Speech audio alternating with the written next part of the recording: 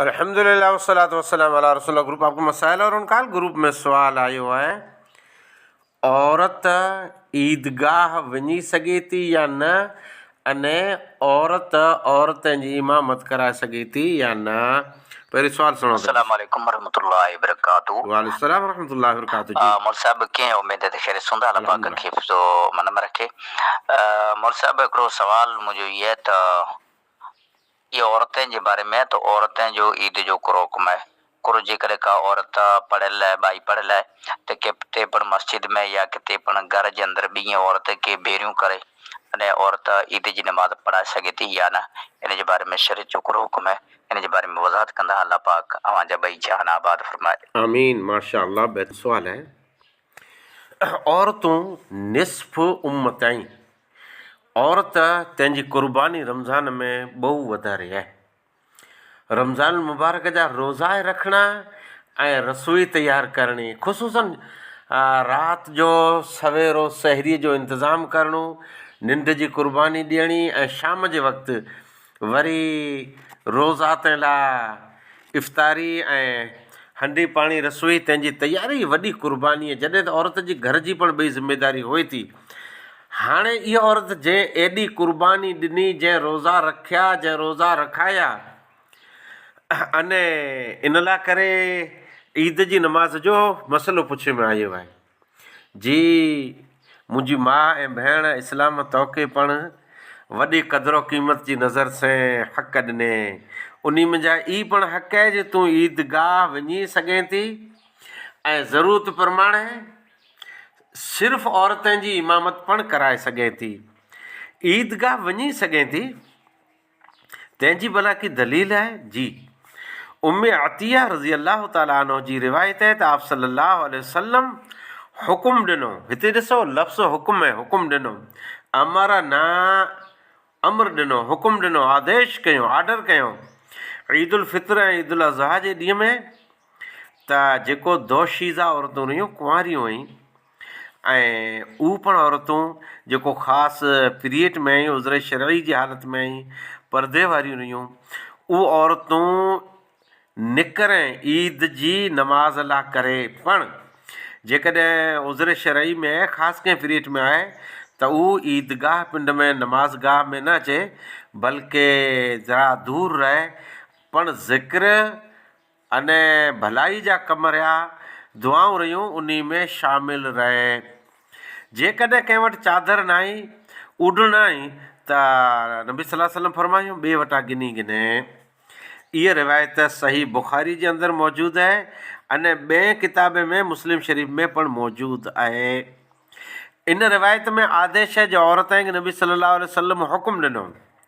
अब्दुल्लाह इब्न अब्बास रज़ी अल्लाह ताला अन्हु जी रिवायत है त क़ुर्बानी वारी ईद या ईद उल फित्र जो ॾींहुं असीं ईद जी नमाज़ पढ़े लाइ निकिरियासीं। नबी सल्लल्लाहु अलैहि वसल्लम नमाज़ थी पहिला या नमाज़ पुठिया ॿई कोई पण नमाज़ न पढ़िया, सिर्फ़ु बरक़ातूं जी नमाज़ अदा कयूं। अने ॿई रिवायतुनि जे अंदरि आहे ईद जे अंदरि न अज़ान आहे न अकामत आहे। अच्छा, नबी सल्लल्लाहु अलैहि वसल्लम पोइ ख़ुतबो ॾिनो।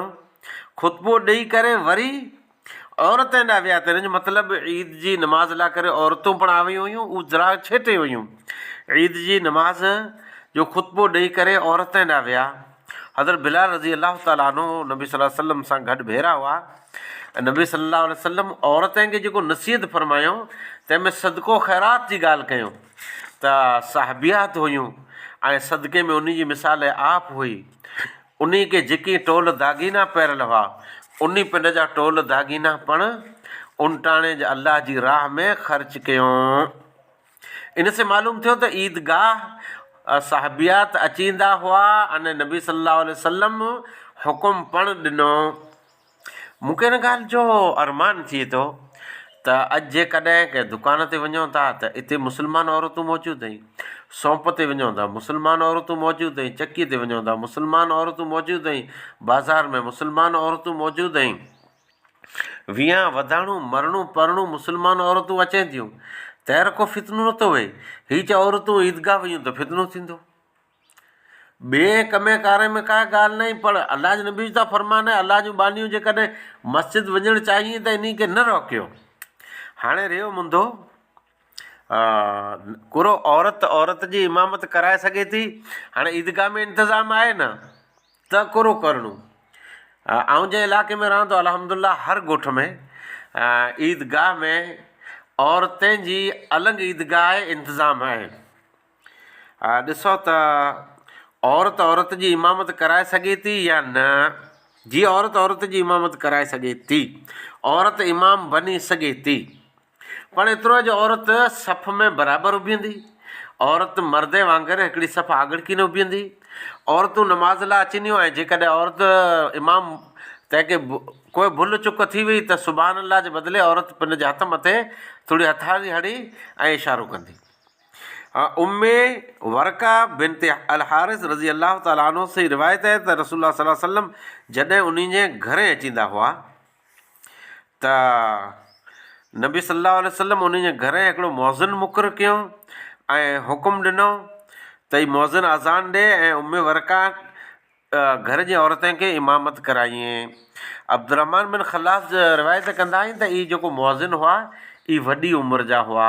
इहा रिवायत अबू दाऊद में आहे, दारकुतनी में आहे, बहकी में, अल हाकिम में जाए, इब्न खुज़ैमा में जाए, अने इहा रिवायत हसन दर्जे जी आहे। ख़ुदि मां आयशा रज़ी अल्लाह ताला अनहा थी मरवी आहे त उहो पिंड औरतुनि जी इमामत कराईंदा हुआ। मां आयशा रज़ी अल्लाह ताला अनहा, इहा दारकुतनी में आहे, मुसन्नफ़ अब्दुल रज़ाक़ जे अंदरि, इब्न शैबा जे अंदरि इहा रिवायत मौजूदु आहे। हता की हिकिड़ो ॾींहुं मग़रिब जी नमाज़ जी पिणु इमामत मां आयशा फरमायूं हुयूं। उम्मे सलमा रज़ी अल्लाह ताला अनहा असर जी नमाज़ औरतुनि खे पढ़ायूं हुयूं, इमामत करायूं हुयूं। औरतुनि जी इमामत कराए सघे थी। मुजाहिद, आता रहमहुल्लाह, इब्राहिम नख़ई, शाबी, मुहम्मद रहमहुल्लाह मड़े फरमाइनि था त औरतूं रमज़ान में, ग़ैर रमज़ान में जेकॾहिं औरतुनि जी इमामत कराए त कीअं हर्ज न आहे। पर इन जो मतिलबु ई न जे जेको असां मसीद रहे हिन में भाइयूं असांखां मौंद पुॼी वञे, चाहे फतवा थिया त मौलाना चवनि था औरतूं नमाज़ पढ़ाए सघनि थियूं, आंजो अलॻि इंतज़ाम खपे। घर आला बहितर आहे, घर वटि जे इंतज़ाम आहे ताईं इमामत करायो। अने जे आला करे उम्मत ख़ासि को इबादत गाह बनाए त हिते औरत इमामत कराए सघे थी, कीअं वांदो न आहे, कोई हर्ज न आहे। पर ईद लाइ करे बहितर इहा आहे त इंतज़ाम जे ईदगाह में हुए त औरतूं अचनि। सुफ़ियान सौरी, इमाम औज़ाई, इमाम शाफ़ी, इमाम अहमद, इमाम इसहाक़, अबू सौर रहमहुल्लाह इहे पिणु चवनि था त औरत जी इमामत कराए सघे थी, जाइज़ आहे। बल्कि हिकिड़ी औरत तनहा नमाज़ पढ़े थी ऐं जेकॾहिं ॿियूं बायूं हाणे भेरियूं थियनि थियूं ऐं ॿिए खे इमामत कराए सघे थी त मड़े जेकॾहिं भेरियूं कंहिंजे घर इकट्ठा थी नमाज़ पढ़े, पर ईद जी नमाज़ न आहे, जनरली नमाज़ जी ॻाल्हि कयां थो, इमामत जो मुंदो आहे त मुस्तहब आहे।